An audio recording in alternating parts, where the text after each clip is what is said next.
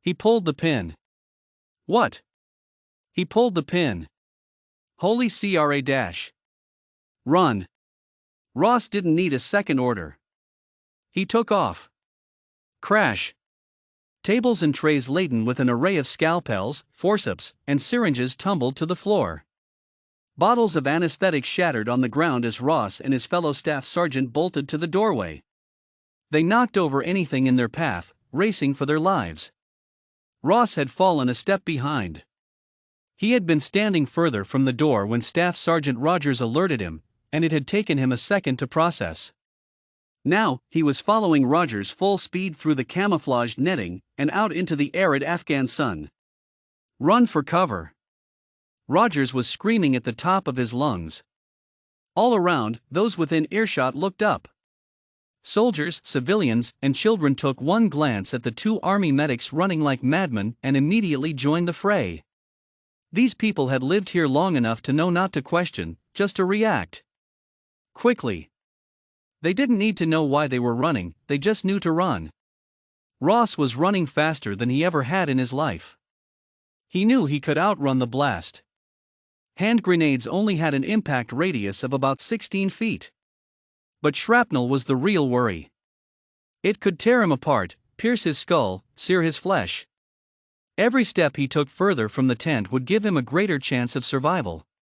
If he could make it to the ledge, he would probably escape with little injury. The Afghan landscape was dry, hard, and rocky. Made for minimal cover and increased debris in the event of an explosion. But the ledge provided a few feet of coverage.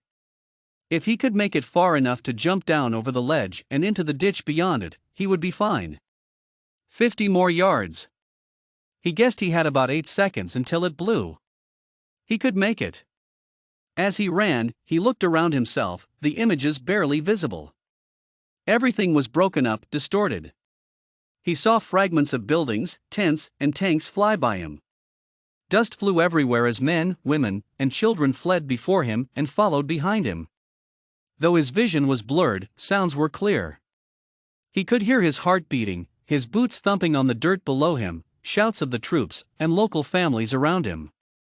Above all, he heard Rogers shouting to everyone to duck and cover. Don't stop, don't stop. 40 more yards. Ross was pushing himself to run faster, harder. Get to the ledge, get to the ledge. He told himself, trying to focus. But he couldn't shut out the thoughts. Thoughts about everything. Everything from the last 6.5 hours, that is. It was replaying in his mind over and over. All the details still clear as day. He couldn't stop it. Run. Just run. Quit thinking. He tried to ignore them. They came anyway. And they kept coming. Fast. So fast he didn't have time to process one before another replaced it. It was like a series of flashbacks in his mind. He shook his head in an attempt to stop it all. It was too much. Too painful. 30 more yards.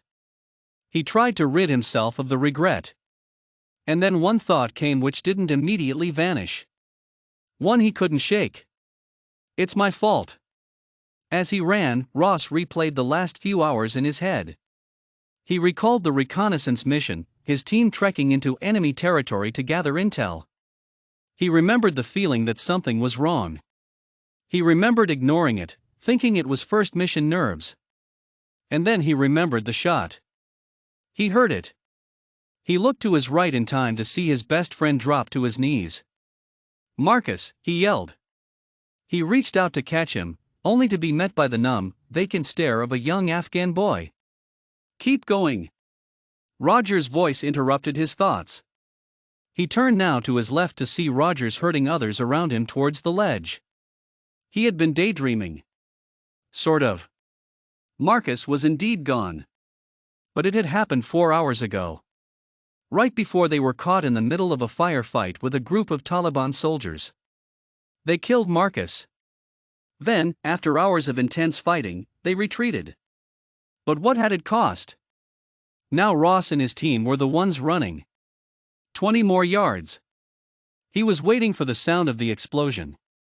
Any second now there would be a deafening boom, followed by an array of vicious debris traveling at 3,000 feet per second in all directions. It had to be the med tent, he was talking to himself now. The tent filled with the most valuable and potentially destructive materials on base. I'm not gonna make it, Ross muttered to himself as he slowed his pace. What was the point? It was all his fault.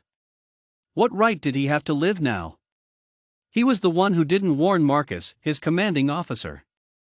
He was the one who carried the wounded Taliban soldier back to base. He was the one who should have checked him for weapons after laying him down in the med tent. He was the one who didn't notice the grenade in his hand. And now, he was the one to blame. He felt so much guilt and despair. He hadn't meant for this to happen. He was only trying to save a life. Now dozens of people were about to be killed or hurt because of his actions. Because he made a mistake. Tears began to form in his eyes as he slowed even more. They didn't deserve this, but he did. He deserved to be blown to smithereens along with the soldier in the tent. Ross stopped for a moment. 10 more yards. The ledge was so close.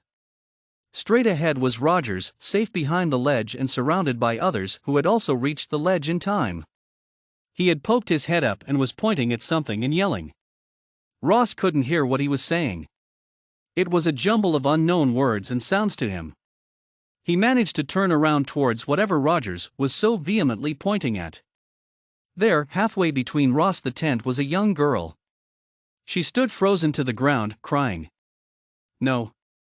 In that instant, he pushed away all the remorse and fear in his mind and ran back towards the girl. He ran with all his might. And then the explosion. There was a brilliant flash of light, a booming noise surrounded him. The ground shook violently and launched him forward. He saw the ground and the sky spin in front of him. He was in midair. Thump. The spinning stopped. Everything stopped. His whole body was matted to the ground. He couldn't move. And then everything went dark. Ross could hear voices. He opened his eyes to see the sun blocked by people.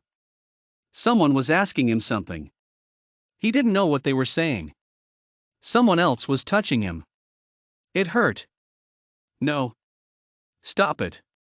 He was yelling at them, but they wouldn't listen. They couldn't hear him.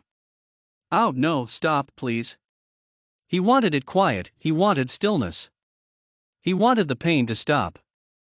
Go, leave me. He shouted. But still no one moved.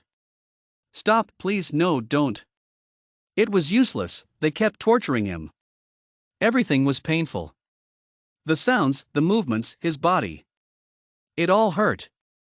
All he wanted was for it all to stop. To end. To be left alone. Why weren't they listening? Couldn't they see he was in agony? And then, finally, it started to fade. The noises died down, he couldn't see anymore. His body felt numb. He was slipping into a state of unconsciousness. But he wasn't scared. It felt good, comfortable. He longed for it. He let it take over his body, his sensed. He gave himself to it, and it took him. And he was gone.